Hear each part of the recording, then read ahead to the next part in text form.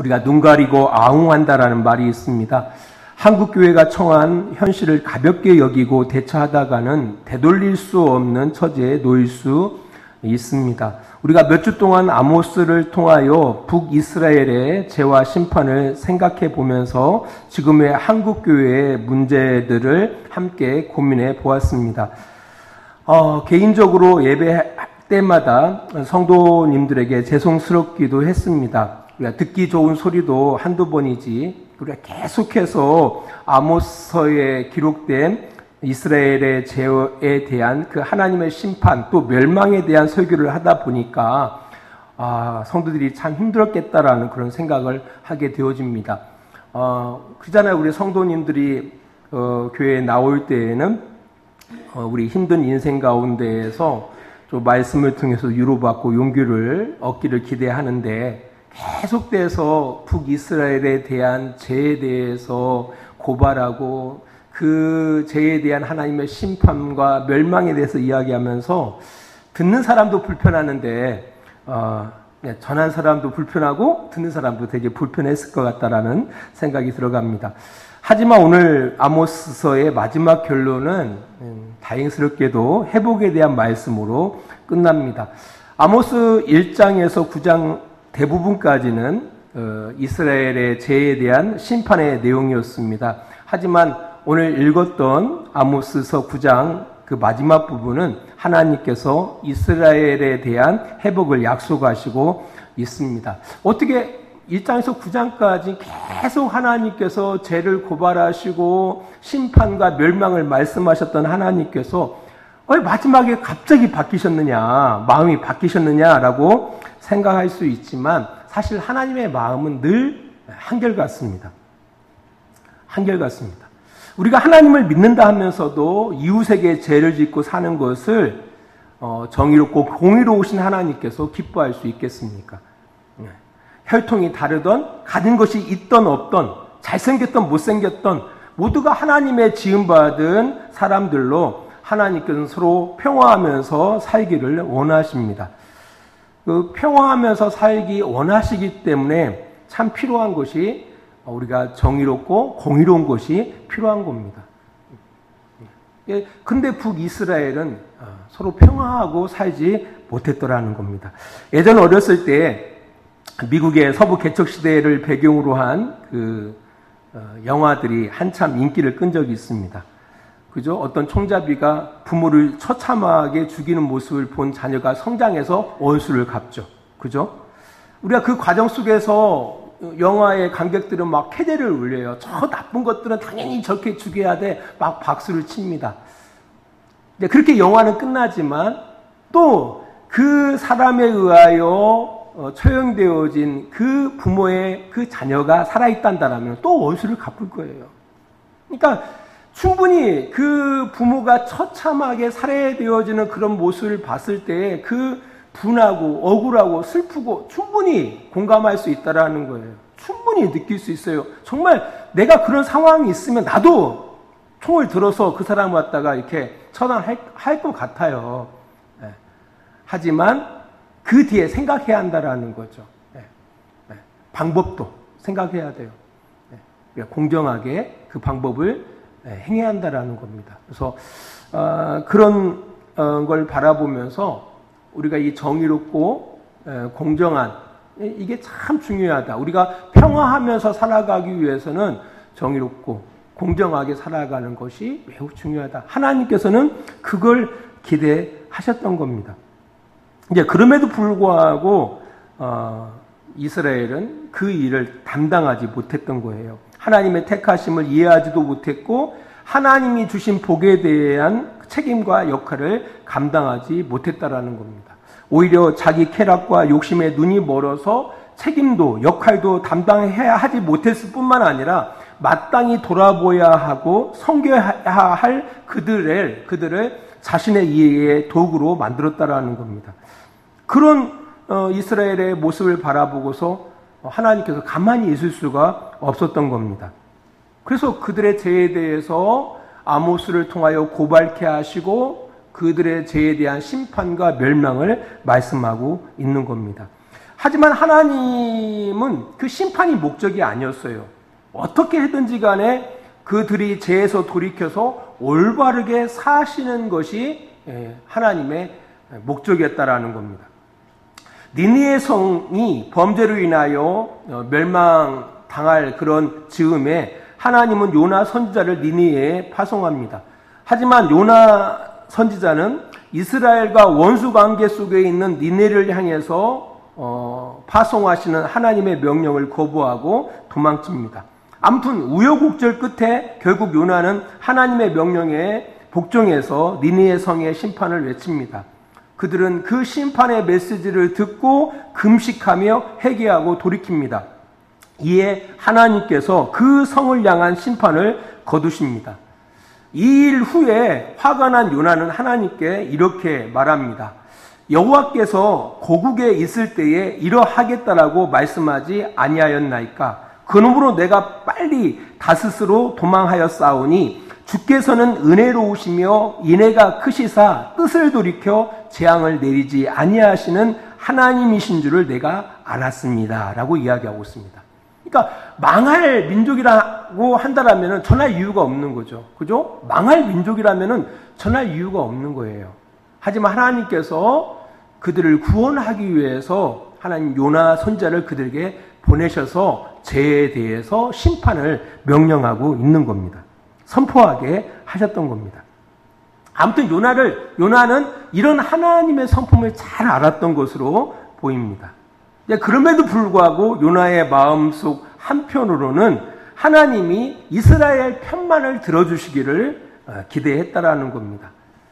그러나 하나님은 모든 인류의 아버지십니다. 그죠? 모든 인류가 다 하나님으로부터 나왔습니다. 그래서 누구든지 회개하면 언제든지 간에 하나님은 뜻을 돌이켜 재앙을 내리는 것을 멈추십니다. 그걸 기뻐하지 않아요. 오히려 하나님이 기뻐하시는 것은 돌이켜서 올바르게 살아가는 것을 기뻐하신다라는 겁니다. 그래서 1장부터 9장의 대부분의 내용은 죄와 심판과 멸망에 대한 메시지로 가다가 9장 마지막 부분에 회복에 대한 말씀을 하신 이유가 바로 거기에 있다라는 겁니다. 이게 하나님의 마음이 그렇다라는 겁니다. 하나님은 이스라엘을 정말 사랑하시죠. 꼭 교회를 사랑하시는 것처럼 사랑하시기 때문에 그들의 죄에 대하여는 심판을 말씀하시는 겁니다. 왜? 사랑하시기 때문에 죄에 대해서 미워하시는 겁니다.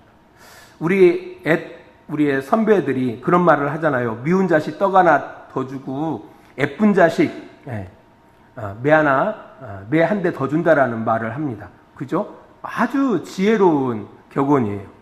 성경에서도 이렇게 말해요. 자식을 짐승처럼 키우기를 원한다라면은 징계하지 말라. 그리고 사람으로 키우기를 원한다라면은 마땅한 징계를 행해야 한다라고 잠언서에서 이야기하고 있습니다. 자녀를 사랑하기 때문에 징계하는 거예요. 왜 하나님이 죄를 미워하시느냐, 죄에 대해서 심판을 말씀하시느냐라고 할 때 그들을 사랑하시기 때문에 그렇다라는 겁니다. 하나님은 북이스라엘 백성들이 하나님의 선택받은 백성으로서 존귀하고 영광스럽게 살기를 원하셨다라는 거예요. 하지만 그들이 하나님을 떠나서 계속 죄를 먹고 마시는 거예요. 그들을 사랑하기 때문에 그들의 죄를 책망하시는 겁니다.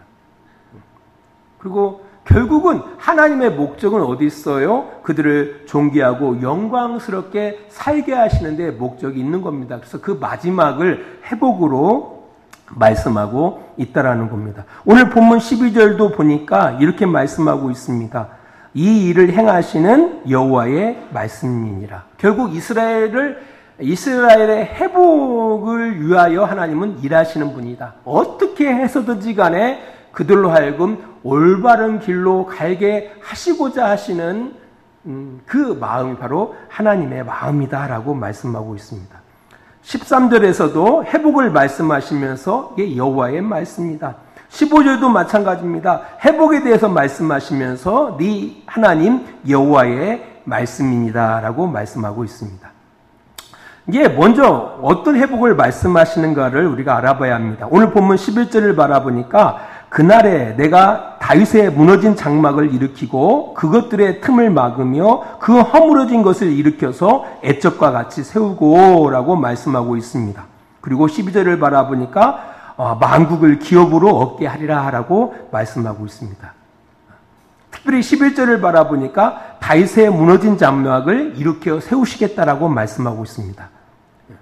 그러니까 지금 어떤 상황이에요? 다윗의 장막이 무너졌다라는 거예요. 그 무너진 것을 다시 회복시키겠다라는 거예요. 먼저 알아야죠. 무너진 장막, 다윗의 장막이라는 것이 무엇을 말하고 있는가? 이게 장막이라는 것은 집을 말합니다. 집은 이게 요즘은 이렇게 건물 튼튼한 걸 우리가 집이라고 하잖아요. 예전에는 이게 튼튼하게 집을 짓지 못했던 것 같아요. 이게 텐트, 집을 말합니다. 다윗이 사는 집을 말합니다. 이게 단순히 어떤 건물을 의미하는 것은 아닙니다. 우리가 다윗에 대해서 좀 살펴볼 필요가 있어요.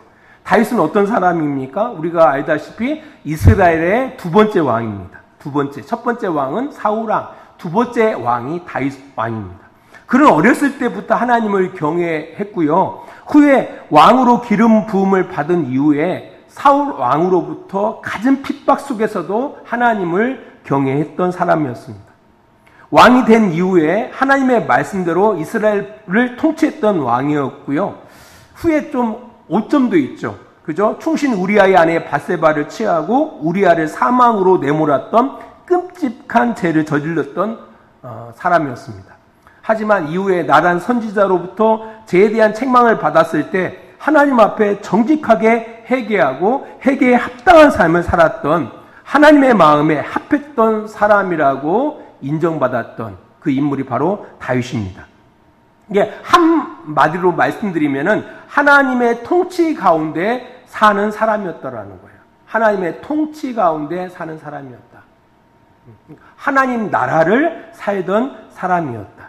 그러니까 꼭 완벽해야만이 하나님 나라를 사는 것이 아니에요. 이게 부족했지만 정직하게 하나님 앞에 정직하게 사는 사람이었다라고 말씀하고 있습니다. 이게 다윗의 장막이라는 것은 바로 그런 것을 의미해요. 하나님 앞에 정직하게 하나님을 경외하면서 살아가는 것. 이것이 무너진 거예요. 이것을 다시 세우겠다라고 말씀하고 있습니다. 이 다윗의 장막에 대한 언급은 사도행전 15장 16절에도 기록되어져 있는데요. 야고보 사도가 인용해서 이렇게 말하고 있습니다. 사도행전 15장 16절 보면은 이렇게 기록되어 있어요. 이후에 내가 돌아와서 무너진 다윗의 장막을 다시 세우겠다. 내가 폐허된 곳을 재건하고 세워서라고 이야기하고 있습니다. 이건 뭘 의미하고 있냐면은 하나님의 아들 예수 그리스도가 이 땅 가운데 오셔서 어떤 나라? 하나님의 나라, 하나님의 통치를 세우시겠다라는 이 말씀을 하고 있는 겁니다. 이게 종합해 보면은 이 다윗의 장막이 의미하는 것이 무엇냐라고 할 때 바로 하나님의 통치, 하나님이 다스리는 이것을 말하고 있는 거예요. 이것이 이스라엘이 무너진 거예요. 이 무너진 것을 하나님이 세우시겠다라고 말씀하고 있는 겁니다. 우리 한국교회는 무엇이 무너졌을까요? 아니, 우리들은 무엇이 무너졌을까요? 한번 좀 생각해 볼 필요가 있어요. 그죠? 우리가 무너진 게 뭘까? 이게 말씀에 비춰서 바라보면은, 그러니까 하나님의 말씀이 우리의 삶을 지도하는 삶, 그죠? 하나님이 통치하시는 삶, 하나님의 나라를 살아가는 삶이 무너져 있을 수가 있다라는 거죠. 이것을 하나님께서 다시금 세우시겠다라고 말씀하고 있습니다. 또 어떤 성도들은 이것이 무너졌을 수도 있어요. 정체가 무너진 성도들도 있습니다. 제가 말씀드렸잖아요. 우리가 예배를 드린다, 주의를 지킨다, 이것은 우리의 정체예요. 이게 중요한 겁니다. 이게 중요하지 않는 것이 아니에요. 오해할까 좀 걱정이 돼요. 주한교회는 이게 예배 드리는 거, 주의 지키는 거 별로 목사님이 좋아하지 않는가 봐. 아니에요. 정체예요, 정체. 그 학생이 학교에 가는 거하고 똑같습니다. 학교에 안 가면 안 돼요. 가야 돼요. 학생이니까. 가서 열심히 공부해야죠. 근데 열심히 공부도 하지 않고 학교도 안 가. 이거 큰 문제죠. 근데 대부분 보면은요, 학교에 안 가는 아이들은 공부하지 않습니다. 대부분. 이게 학교에 가지 않으면서 열심히 공부하는 아이들은 정말 특별한 아이들이에요. 대부분의 아이들은 학교에 가는 아이들이 공부도 열심히 합니다. 신앙생활도 그래요. 주일을 지키지도 않고 주일 예배를 드리지도 않아요. 하면서 신앙생활 잘한다? 거의 불가능합니다. 제가 알기로는.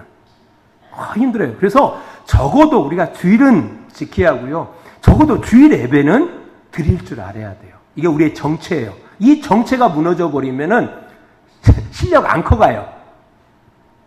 절대 실력 안 커갑니다. 절대라는 말은 좀 빼고. 그럼에도 불구하고 실력 커가는 사람들도 있기 때문에. 그러니까 뭐가 무너졌는지를 보셔야 돼요. 이게 보니까, 난 정체는 분명해요. 우리가 주일을 지키고 주일 예배를 드려요. 정체는 분명해요. 그러면 뭘 키워 나가야 돼요? 실력. 하나님으로 살아가는 실력을 키워 나가셔야 돼요. 그게 무너져 있단다라면. 또 어떤 분들은 그것저것을 떠나서 아예 정체 그 자체가 무너진 사람들이 있거든요. 그러면 정체를 세워 나가야 돼요. 저희 주일 지키려고 노력해야 하고요. 주일 예배는 반드시 지키려고 노력을 하셔야 돼요. 이게 무너져 있으면은 실력은 그 다음이고요. 학교를 가지 않는데요. 이걸 우리가 일으켜 세워야 한다라는 겁니다. 하나님이 그것을 세우시겠다라고 약속하고 있는 겁니다. 이게 다윗의 무너진 장막을 일으켜 세우시겠다라고 약속하고 있고요. 또 한 가지는 바로 뭐냐면은 에돔의 남은 자들과 내 이름으로 일컫는 만국으로 기업을 얻게 하겠다라고 말씀하고 있습니다.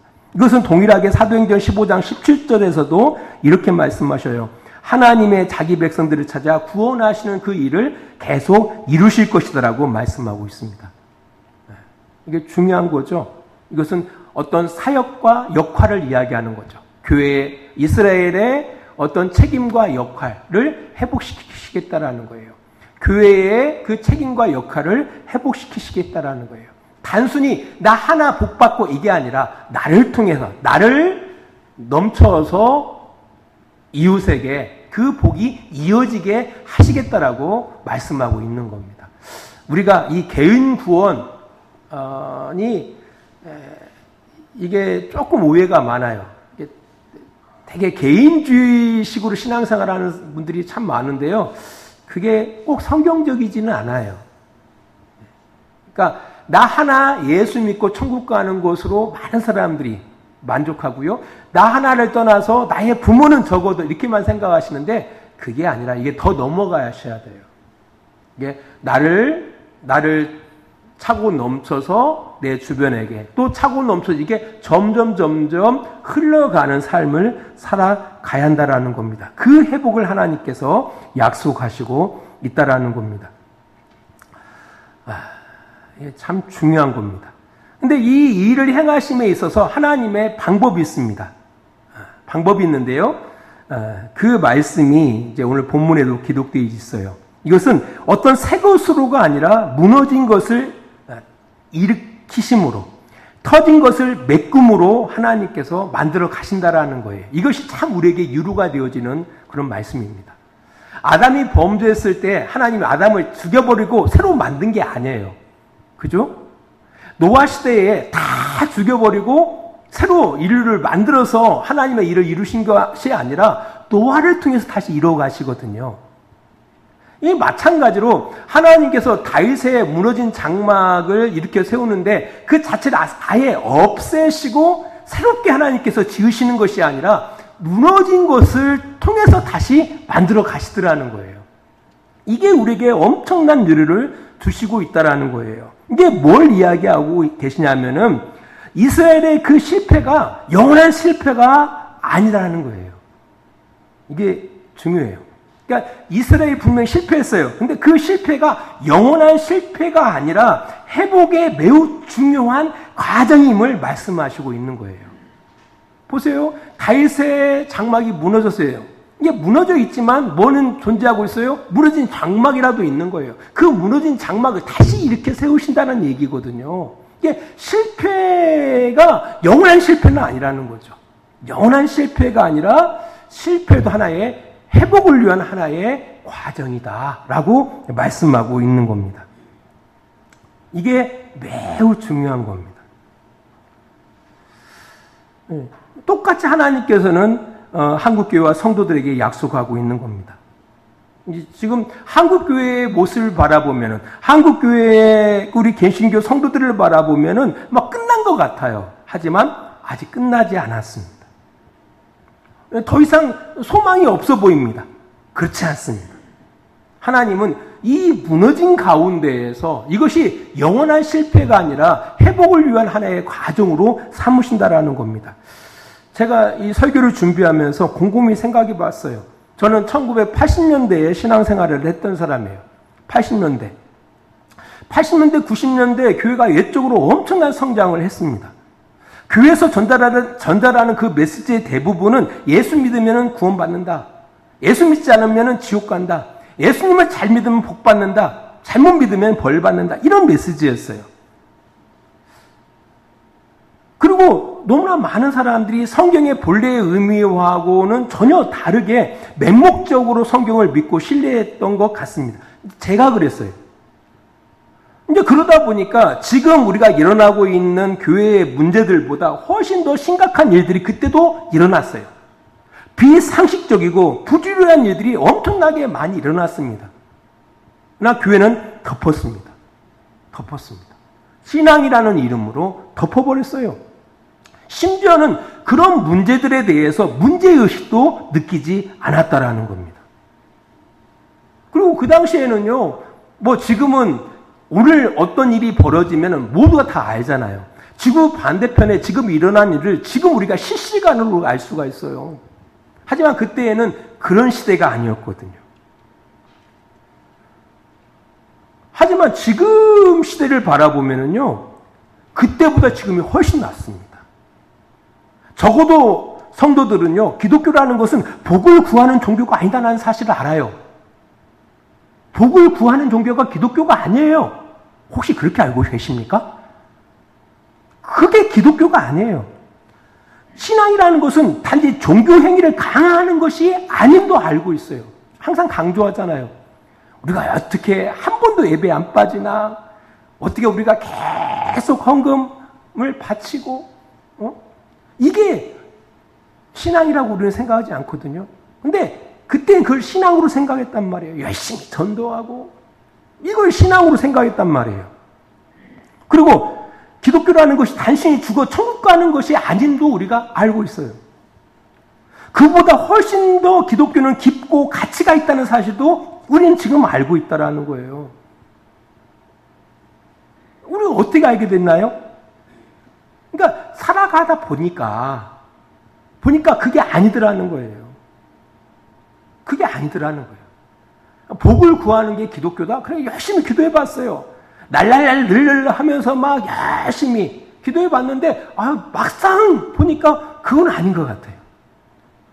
그리고 열심히 신앙생활하는 사람들을 추적해보니까 전혀 정말 함께하고 싶지 않은 사람들로 보여요. 저거하고 신앙하고는 다른가 보구나. 어떻게 알게 됐죠? 실패를 통해서 알게 된 거예요. 실패하는 성도들의 모습을 통해서 저거 아니구나. 또 내 자신도 어떤 그것이 신앙인 줄 알고 열심히 해봤는데 이게 아니라는 사실을 스스로 깨달으면서 이건 아니구나라는 사실을 알게 됐다라는 거예요. 그때는 그건 종교 중독이었구나라는 것을 우리가 살아가면서 느낀 거예요. 시행착오를 통해서. 그러니까 얼마나 큰 발전입니까? 여러분들 지금 한국에 아무리 교회가 점점 힘들어지고 교회 수가 줄어든다고 하고 교회 수는 줄어들지는 않은 것 같아요. 늘긴 더 늘어가고요. 성도들은 줄어들지만 교회 수는 더 늘어나고 있거든요. 하지만 우리가 정상적으로 보지는 않아요. 저만 그러나요? 저는 거품으로 보고 있거든요. 근데 중요한 것은 우리가 살아보니까 그게 아닌 거예요. 80년대, 90년대 그렇게 외적으로 엄청난 성장이 있었지만 막상 우리가 그런 과정을 통해서 넘어지는 모습들, 정말 비상식적인 모습들, 부조리한 모습들, 이런 부분들을 막상 넘어지고 부서지고 하는 그런 모습을 통해서 저게 아니구나라는 사실을 알게 됐단 말이에요. 예전에는 몰랐는데, 전혀 관심도 없었는데 이제는 알게 됐어요. 이제 눈을 뜨게 됐단 말이에요.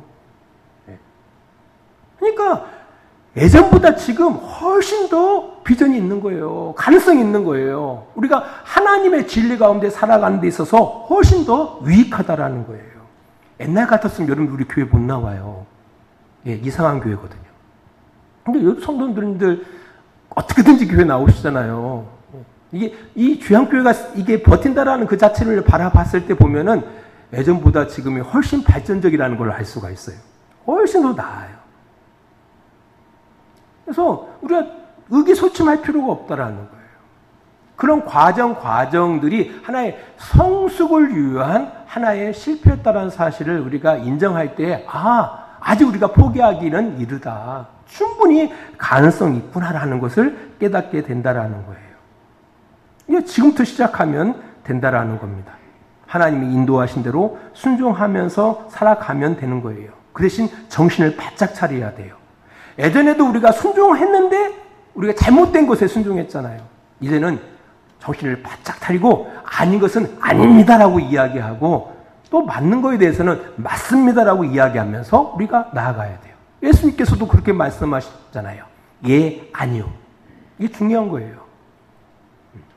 아닌 거에 대해서는 아닙니다라고 하시고 안녕히 가세요라고 하시면 되는 거고요. 맞는 거에 대해서는 예, 맞습니다. 순종하겠습니다라고 하시면 되는 거예요. 말씀의 결론을 맺습니다. 창조주 하나님을 믿게 된 것 분명히 큰 은혜입니다. 이게 거부할 수 없는 운명과 같은 겁니다. 그죠? 운명과 같은 거예요. 어떤 분들은 뭐 50대, 어떤 분들은 60대에, 또 어떤 분들은 뭐 80대에 교회 나올 수가 있습니다. 진작 나올 걸 라고 걱정 안 하셔도 돼요. 그 80년의 세월 그 자체가 허송세월이 아니에요. 50년의 그 세월이 허송세월이 아니에요. 허송세월이 아니라는 거예요. 지금부터 살아가시면 되는 거예요. 지금부터 살아가시면 된다라는 겁니다. 아무튼 우리가 아모스를 통해서 우리 교회들을 좀 잘 봤으면 좋겠고요. 또 잘 봐야 할 부분이 우리들을 좀 잘 보았으면 좋겠습니다. 우리의 정체에 대해서 한번 생각해 보시고 우리가 정말 실력을 키워가고 있는지에 대해서 살펴보셔야 돼요. 무엇보다도 그리스도인으로 사는 것을 배워야 한다는 사실을 꼭 기억하셔야 돼요. 예수님께서 이렇게 말씀하시죠. 내가 곧 길이다, 진리다, 생명이다라고 말씀하셔요. 예수님이 걸어가신 그 길을 기억하셔야 돼요. 그리고 예수님께서 제자들에게 하신 마지막 말씀이 있죠. 내가 너희에게 분부한 모든 것을 가르쳐 지키게 하라라고 말씀하셔요. 근데 제가 이것을 이렇게 한번 이게 성경을 보니까 한글 성경에서는 그렇게 기록하고 있는데 모르겠어요. 영어 성경에서는 이렇게 해석해도 되지 않을까라는 생각이 들어가요. 어떻게 제가 해석하냐면은 예수님께서 명령한 것을 복종하도록 가르쳐라. 이렇게 해석해도 되는 것이 아닌가라는 생각이 들어가요. 그러니까 예수님께서 제자들에게 명령하신 것에 복종할 수 있도록 가르쳐라. 그 명령하신 것이 뭔데요? 서로 사랑하고 살아가라는 거죠. 서로 사랑하도록 가르쳐라. 기도하겠습니다. 하나님 아버지, 우리를 사랑하심에 감사를 드립니다. 아모스를 통해서 한국교회와 우리들의 민낯을 보게 하셨습니다.